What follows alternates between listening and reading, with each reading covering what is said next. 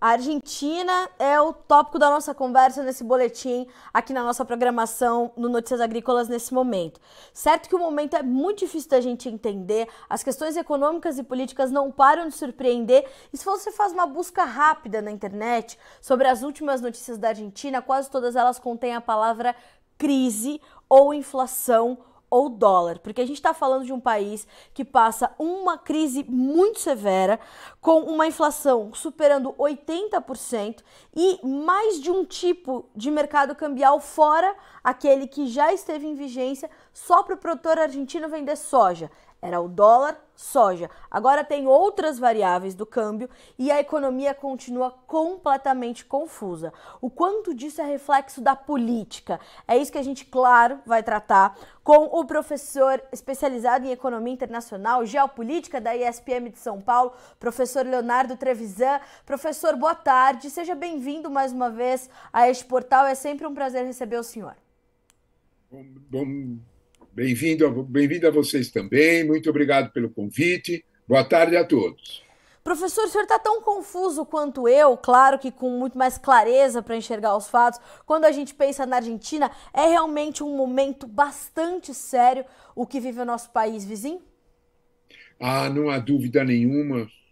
Você tem toda a razão. Ele vive uma crise que é mais ou menos uma crise anunciada e é uma crise do qual a gente pode dizer, até de uma forma triste, que eles estão acostumados a essa crise. A crise é repetitiva.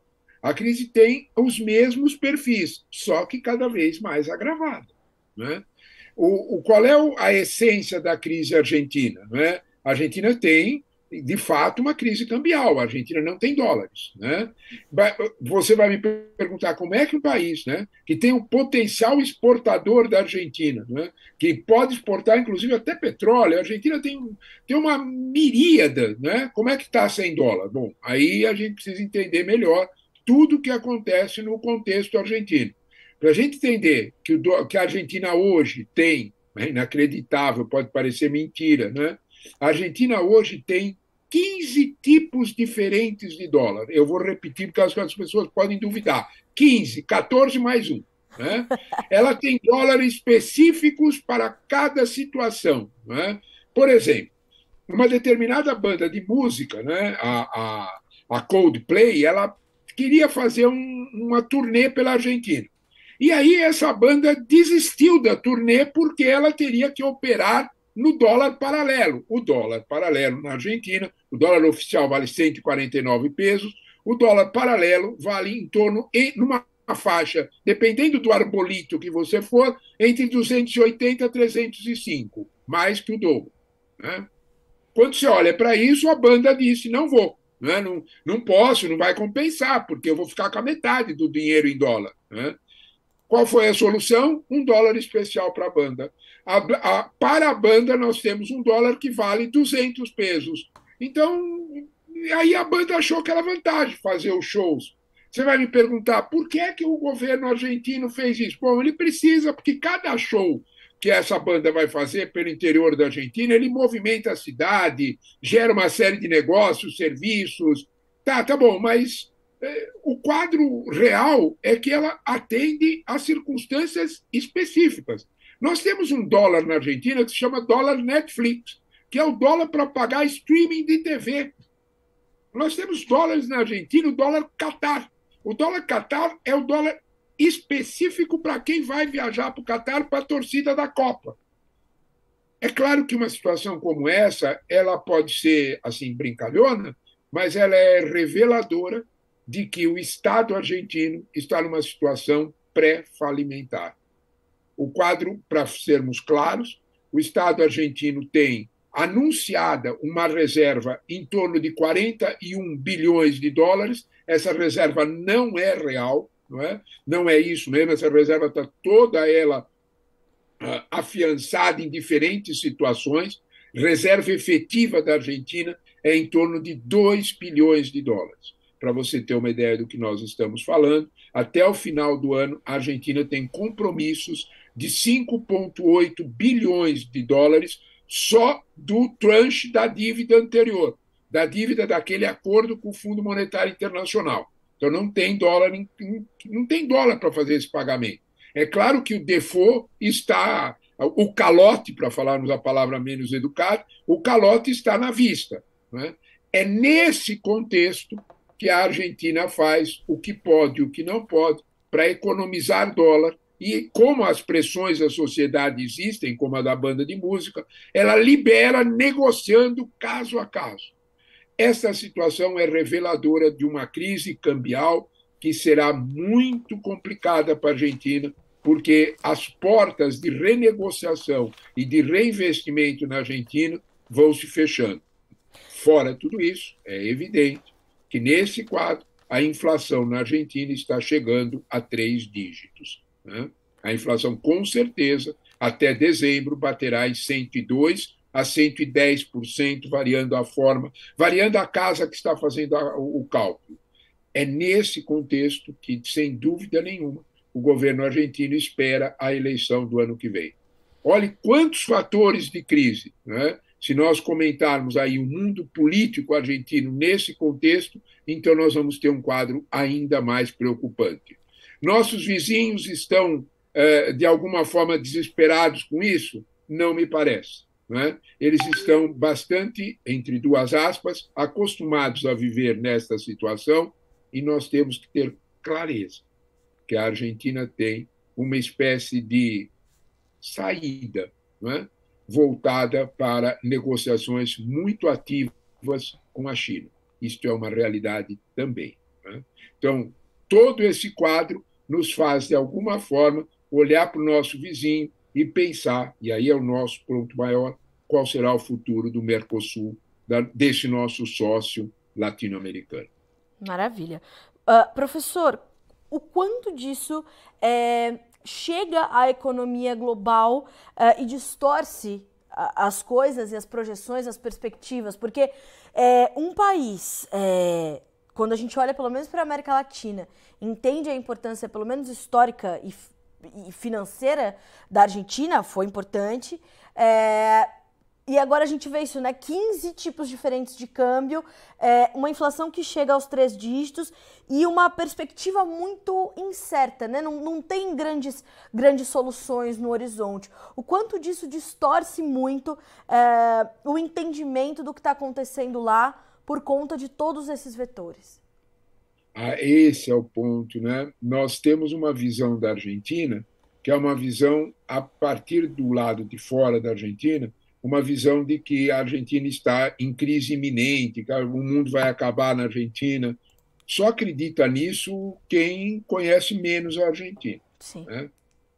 Porque não é isso que vai acontecer. Nós temos esse quadro, provavelmente é bastante provável que a Argentina, no ano que vem, com a crise, entre num processo de default, entre num processo de calote, para evitar ainda uma situação pior com a crise cambial, mas a Argentina, de certa forma, tem.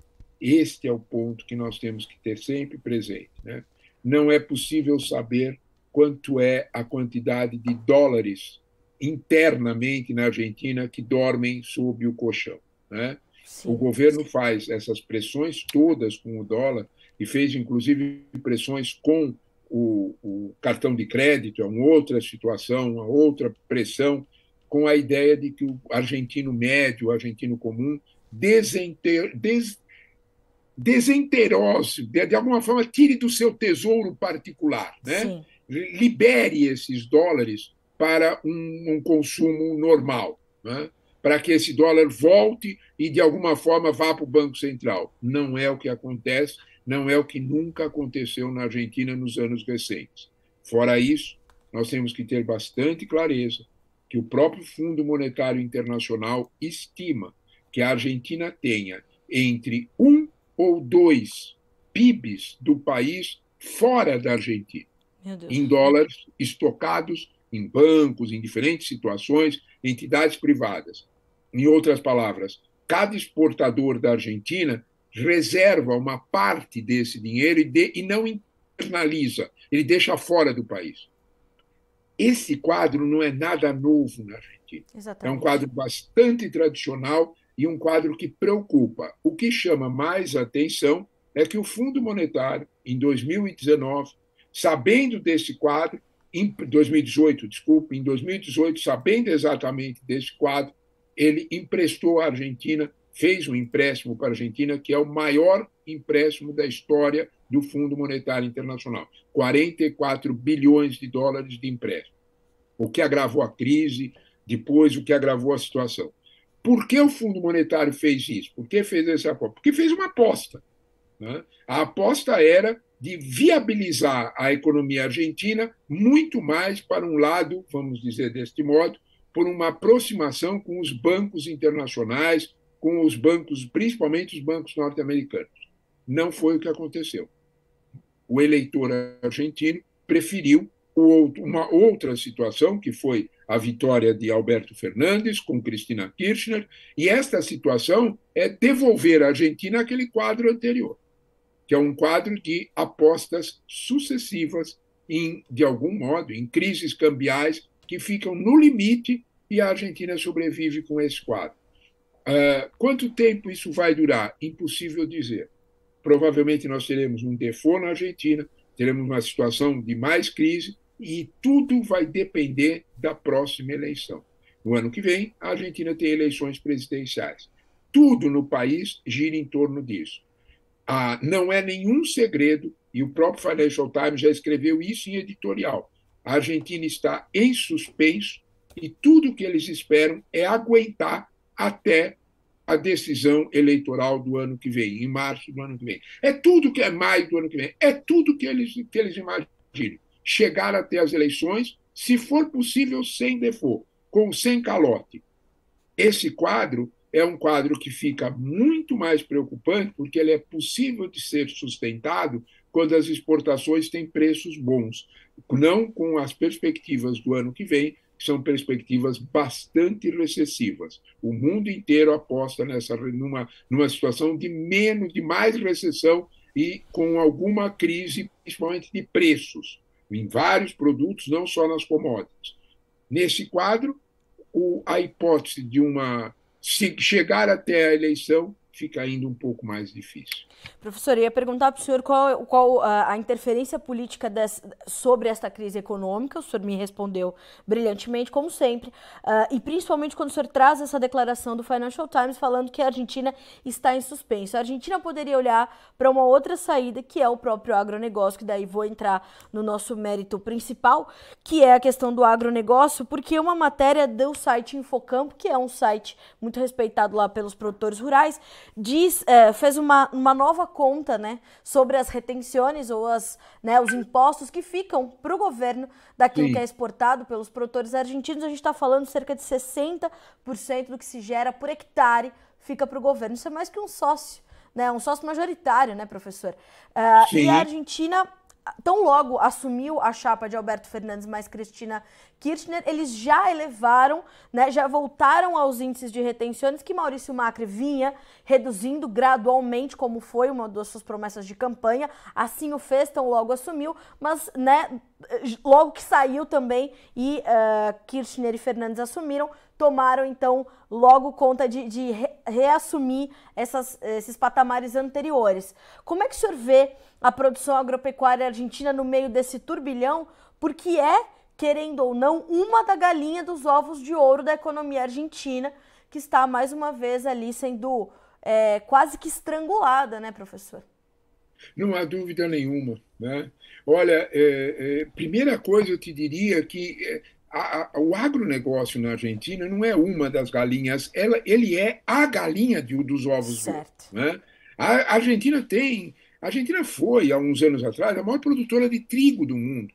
Né? Nós temos, por exemplo, o nosso consumo de trigo é em torno de 12 milhões de toneladas ano. A Argentina é a nossa maior fornecedora, 7 milhões de toneladas vem da Argentina. A Argentina é um player no mercado de trigo fundamental para sustentar preço internacional da Argentina, porque ela é uma grande produtora. Soja nem se fale. O nosso maior concorrente, o Brasil é o maior produtor mundial de soja, o maior produtor tecnológico, o maior produtor por hectare, com alta produtividade. A Argentina não fica atrás. A Argentina tem desenvolvimento tecnológico, tem situações. O agronegócio da Argentina é absolutamente moderno.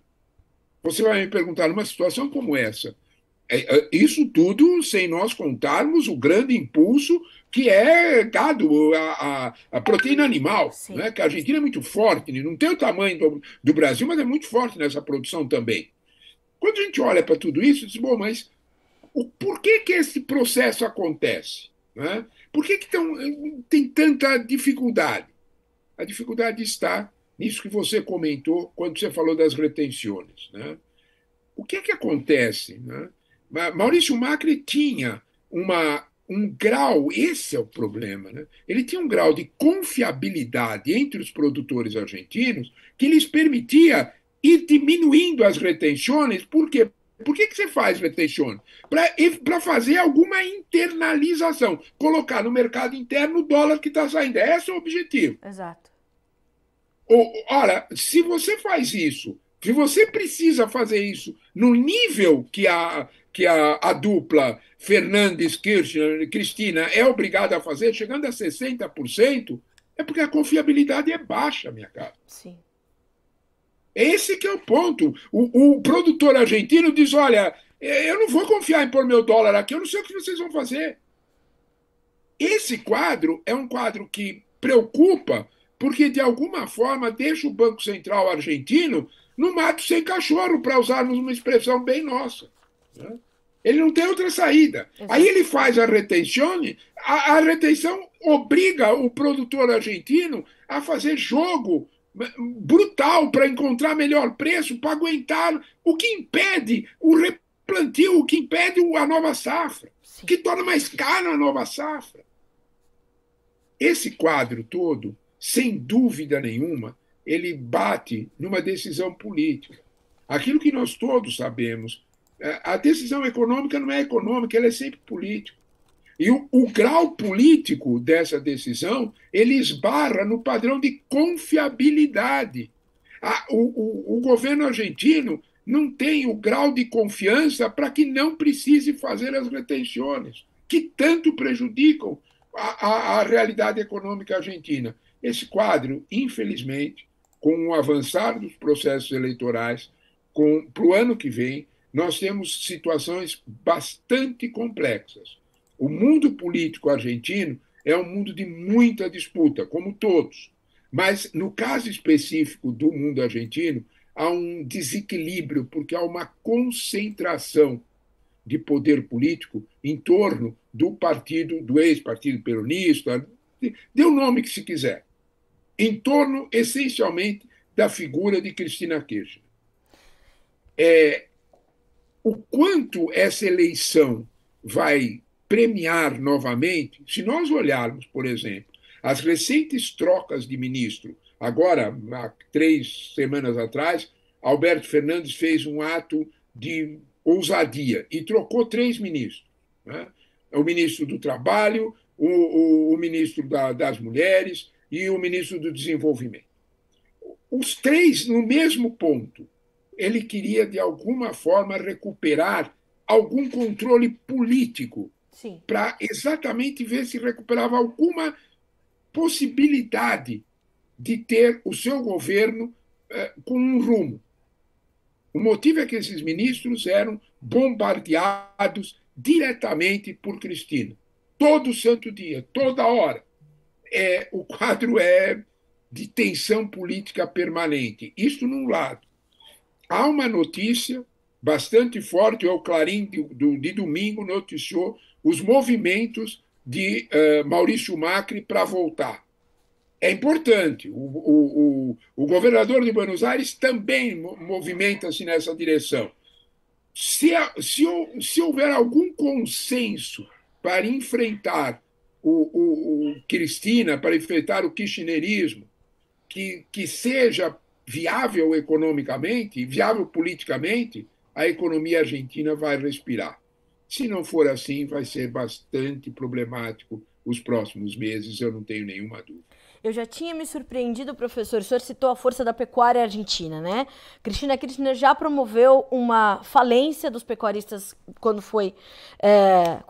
quando outrora esteve no poder, não satisfeita, voltou para fazer a mesma coisa. E o que eu percebo, que os números são alarmantes, porque a gente está falando do menor consumo de carne bovina pelos argentinos em 100 anos. num Sim, governo onde o senhor Alberto Fernandes prometeu a volta do churrasco, muito se assemelha ao discurso que ouvimos aqui no Brasil, mas a nossa conversa é sobre a Argentina. A gente está falando da menor quantidade, estou aqui com os dados, da menor quantidade de consumo de sim. carne desde 1920. E quando a gente pensa no argentino comendo menos carne bovina, que é parte, inclusive, da tradição argentina, da alimentação básica do argentino, é um dado alarmante e preocupante, porque sinaliza que as preocupações são muito mais profundas do que nós podemos ver, né, professor? Sem dúvida nenhuma. Se você observar, e eu acho que a carne é o sinal mais grave, em torno de 24 quilos, é uma das mais baixas da história da Argentina, em 100 anos. O que mais tem me preocupado são o crescimento dos índices de pobreza. A Argentina está hoje com 38%, eu vou repetir o número, 38% da sua população cruzando a linha de pobreza. Ela está com aproximadamente 18% da sua população na pobreza absoluta. O Brasil tem números melhores, para você ter uma ideia do que nós estamos falando. A Argentina era um país absoluta, porque ela é um país muito menor. A Argentina tem 44, 45 milhões de habitantes, a Argentina é do tamanho do estado de São Paulo. A gente precisa entender isso. Quando a gente olha para esse quadro, né, era muito mais fácil, e um país muito rico, muito hábil. Sim. A Argentina era a segunda economia do mundo há 60, 70 anos atrás. Então, quando você olha para isso, você diz assim, peraí, né? O que aconteceu? Né? Como é que você tem hoje 38% da população cruzando a linha de pobreza, mais de 18% da população em pobreza absoluta? No Brasil tem entre 14 e 15. Quando eu digo pobreza absoluta, quer dizer viver com menos de $2 dia. Eu vou repetir, hein? $2 significa perto de R$ 10 para tudo, incluindo a pasta de dente. Sim. É difícil, né? Pobreza absoluta mesmo. Né? Então, quando cruza essa fronteira, o quadro bem complexo. Né? Então, de algum modo, eu não sei precisar, mas o quadro político argentino está muito carente de dar respostas a essa situação.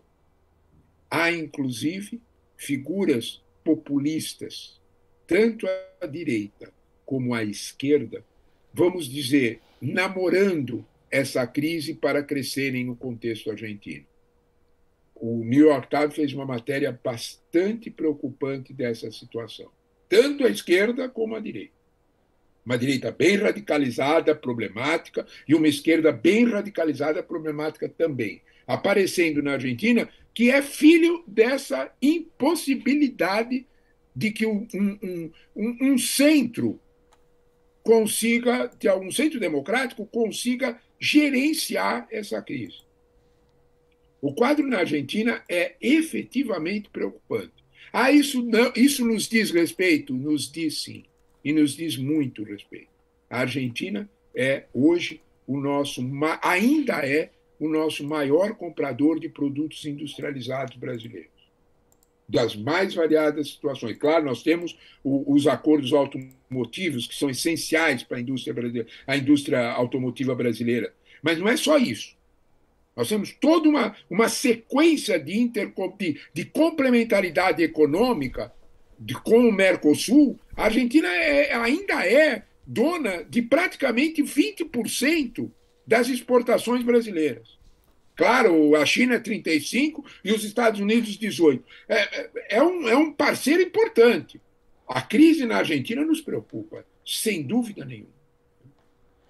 Professor, eu vou certamente acompanhar essa suspensão pela qual passa a Argentina, infelizmente, um país, como o senhor falou, tão rico, com tanto potencial, que poderia fazer muito melhor do que tem feito, sempre com o seu respaldo, com a sua serenidade e a sua clareza sobre os fatos. Então, muito obrigada por estar conosco nessa tarde de quarta-feira, mas certamente vamos nos falar mais vezes, até que juntos possamos cobrir essas eleições presidenciais argentinas e, quem sabe, dar uma boa notícia para o povo do nosso país vizinho, como o senhor falou, importantíssimo parceiro comercial do Brasil, player importantíssimo e pode voltar a ser importantíssimo também no cenário do agronegócio global. Muito obrigada mais uma vez por nos trazer sempre esclarecimentos e mais conhecimento. Obrigada, professor.